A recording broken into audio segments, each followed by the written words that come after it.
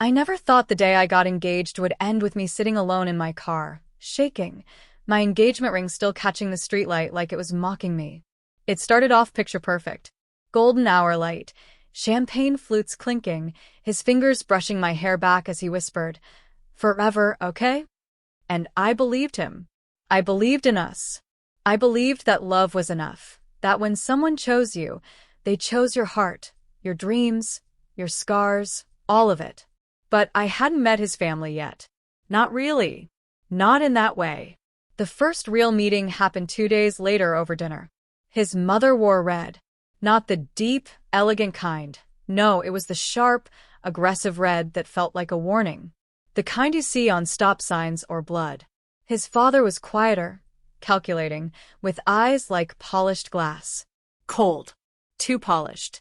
Their smiles didn't quite reach their eyes. And when I reached for the bread basket, his mother's lips curled ever so slightly, like she'd caught me doing something wrong. I brushed it off. Maybe I was nervous. Maybe I was imagining it. Until the waiter brought dessert, and they casually dropped the bomb. "So," she said, dabbing at the corner of her lips with a napkin, "before we talk about venues or dresses, we'd like to make sure you're comfortable signing a prenup." I looked up, blinked, smiled because I didn't understand. A prenup? I echoed, like it was a foreign word. Because for us, it kind of was. My family never talked about money like that. We didn't have millions, just memories, love, and Sunday night dinners. His father leaned forward, his tone smooth like an oil slick. "It's standard. Just protection of family assets. Nothing personal. Nothing personal. Nothing personal." But that night, I couldn't sleep. I kept hearing his mother's voice on a loop. "We'd like to make sure." Like I was the risk. Like I was the threat. Like love wasn't enough after all. I brought it up to Ryan the next morning. Gently. Hesitantly. Expecting him to laugh it off. But he didn't. He looked away and sighed. "Babe, it's just a formality. You know how my parents are. It's not even me, it's them." I sat up straighter, suddenly alert. "But you're the one marrying me, not them." "I know. I know. But this isn't about trust. It's about structure." Structure? Structure? Is that what love was now? A legal contract filed away in a drawer somewhere just in case the forever ran out of gas? But I nodded, smiled, pretended it didn't cut me deep, until I couldn't pretend anymore. I started seeing things. Little things.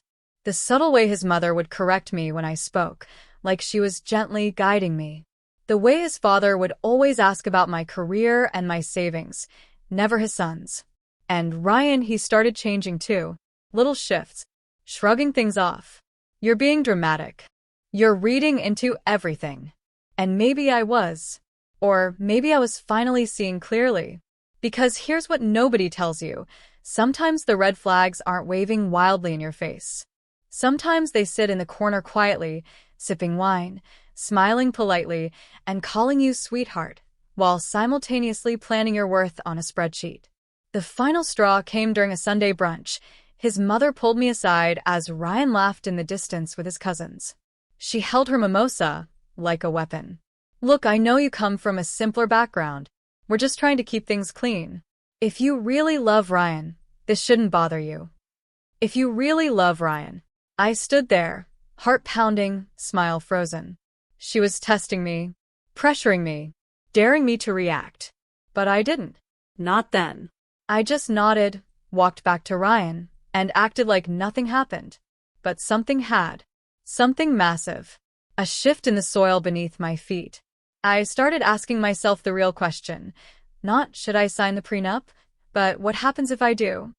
Who will I become? Will they own me? Will they measure my loyalty in legal clauses and dollar signs? The answer came quietly, like a whisper in the dark. No. They think they know me. They think I'm soft, compliant, too in love to say no. But what they don't know is, I've been underestimated before. And that never ends well for the ones doing the underestimating. I spent the next week planning something they didn't see coming. A surprise, yes. But not the kind that comes in a velvet box. This one was wrapped in silence, strategy, and steel. Because if they wanted structure, oh, I'd give them structure. But it would be on my terms, not theirs. And so, on the day we were scheduled to meet with their lawyer to go over the prenup, I walked into that room wearing the most polite smile I could summon. And in my bag, a little envelope, one that would flip their perfect little world upside down. The room was too quiet. You know the kind of silence where even your own breathing sounds like a betrayal? That's what filled the polished, glass-paneled conference room the day I handed over my envelope. His parents sat across from me, his father already scanning the documents on the lawyer's tablet, his mother with her perfectly glossed lips pressed into a thin, satisfied line. Ryan, to his credit, looked uncomfortable, like he knew, deep down, this wasn't the right way to begin a marriage. But he didn't say anything. Not yet. They expected me to fold, to smile and scribble my signature without reading the fine print. But I had come prepared. I placed my envelope on the table and slid it forward, slow and deliberate. My hand didn't shake.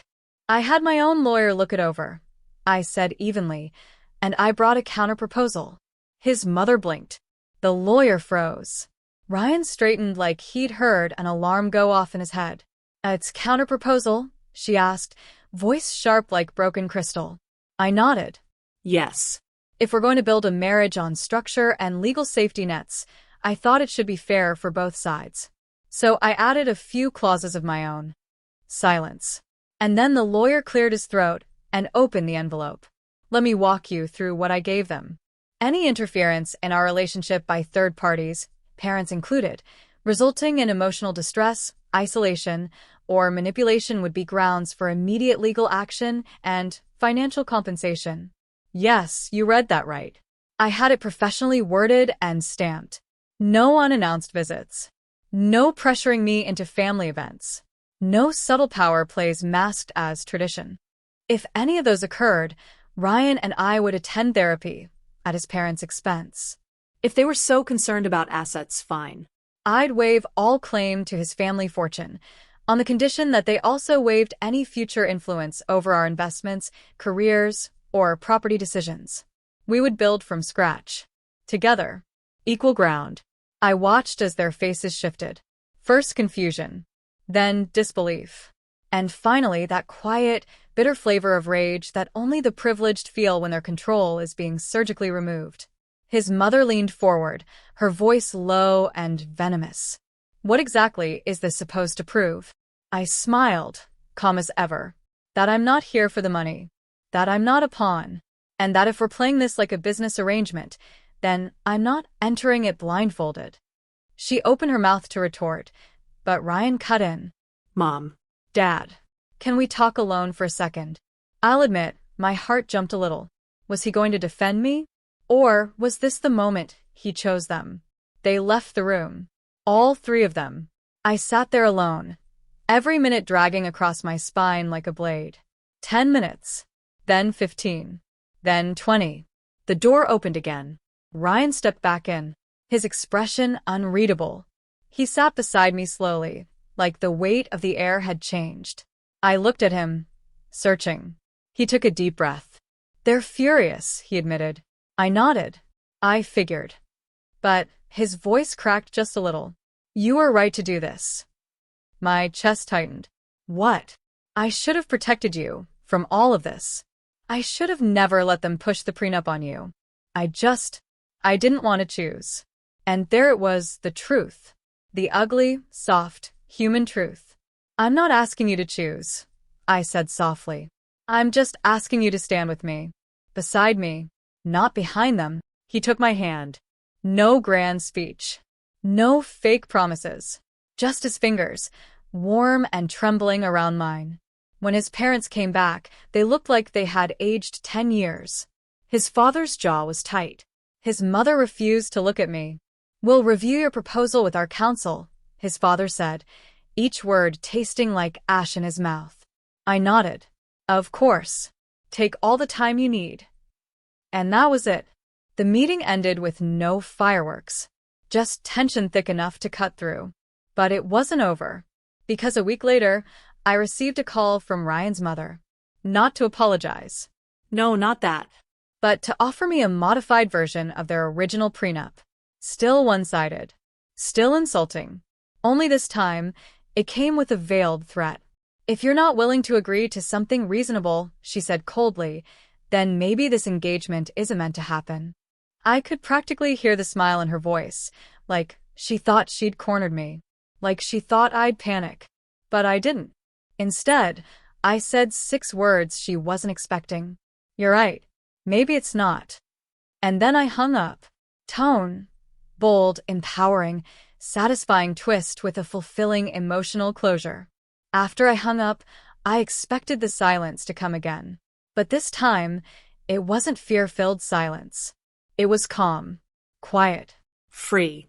I stared at the phone for a moment and felt peaceful. Like I'd just stepped out of a suffocating fog and into fresh air. That was the moment I realized something. I hadn't just drawn a boundary. I hadn't forced it. But I knew the storm hadn't passed. Oh no. This was just the eye. Within hours, Ryan was at my door. His face was pale. He looked like he'd run the whole way over. I just talked to my mom, he said breathlessly. She said you ended the engagement. I tilted my head. No, Ryan. I said maybe it wasn't meant to happen. That doesn't mean I don't love you.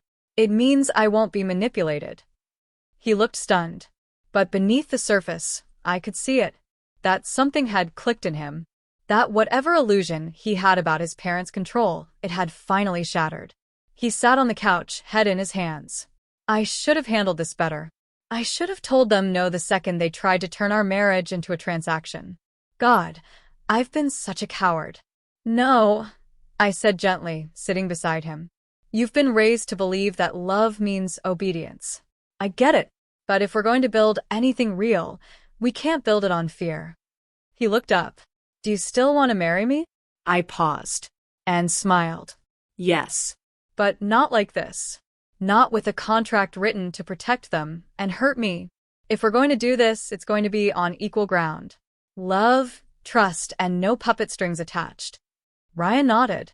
And, to my surprise, he stood. I'll talk to them. You already did. No, he said firmly. I'll really talk to them. Ryan invited his parents and their lawyer back to the same conference room, but this time I didn't come. I watched from the security footage later. He gave me the footage as a gesture of transparency. And let me tell you, it was poetic. He walked in confidently, sat across from them, and before they could say a word, he pulled out my envelope. The same one from last week. This, he said calmly, is the version we're using. And if you can't respect that, then the wedding is off. Permanently. His mother's eyes widened in disbelief. His father actually laughed, until Ryan leaned in. I've been complicit for too long. But I'm not going to let you dictate the terms of my life. She's not marrying my bank account. She's marrying me. And if you can't see how rare that is, you don't deserve a seat at the wedding. Mic drop. They didn't say much after that. Just stared. Shocked. By the time he got home, he looked lighter. Like he had just returned from war and finally dropped his shield. I did it, he whispered. I finally stood up to them. I pulled him into a hug and whispered back. I know. Here's where the surprise gets even better. See, what I hadn't told them yet, what even Ryan didn't fully know, was that I wasn't just some girl with nothing to her name. In fact, I had built a successful design consultancy over the last 5 years. Quietly. Under the radar. My name wasn't on flashy headlines, but my work was behind several major rebrands that brought companies millions. I had saved. I had invested. I had made my own quiet empire. Not for anyone else, but for me. And on the night before our wedding, I gave Ryan a gift. He opened the small, velvet box expecting a watch or something traditional. But inside was a pen. And under the pen was a document, my prenup. My terms. My protections. It stated, clearly and without any hidden clauses. I claimed no stake in his inheritance or assets. He claimed no stake in my business or intellectual property. All joint assets would be transparently shared, but only what we built together. And lastly, if either of us attempted to manipulate the other through family influence, we would automatically forfeit any claims to joint assets. It was clean. Fair. Honest. He looked at it, stunned. You're serious? I nodded. I never needed you for money. I just needed you to be you. And I need to know I'm not the only one standing guard over our love. He signed it without hesitation. It was small, beautiful, and missing 2 guests, his parents. They chose not to come. Said they couldn't support a union built on disrespect. Which was ironic, considering that respect was the only foundation we had now. And that's okay. Sometimes, losing a few seats at the table is exactly what you need to make space for peace. We danced under the stars that night. Just us. Just love. No contracts. No control. The prenup wasn't about money. It was about power. About reclaiming the narrative that so many people, especially women, are told. That they should be grateful. That they're marrying up. That they should keep quiet and sign on the dotted line. But here's the truth. If someone truly values you, they won't try to protect themselves from you. They'll protect the relationship with you. So, yes, my future in-laws demanded I sign a prenup, but I gave them something far more shocking. And when they looked into it, they didn't see a gold digger. They saw a woman who wouldn't be owned. And that terrified them more than anything.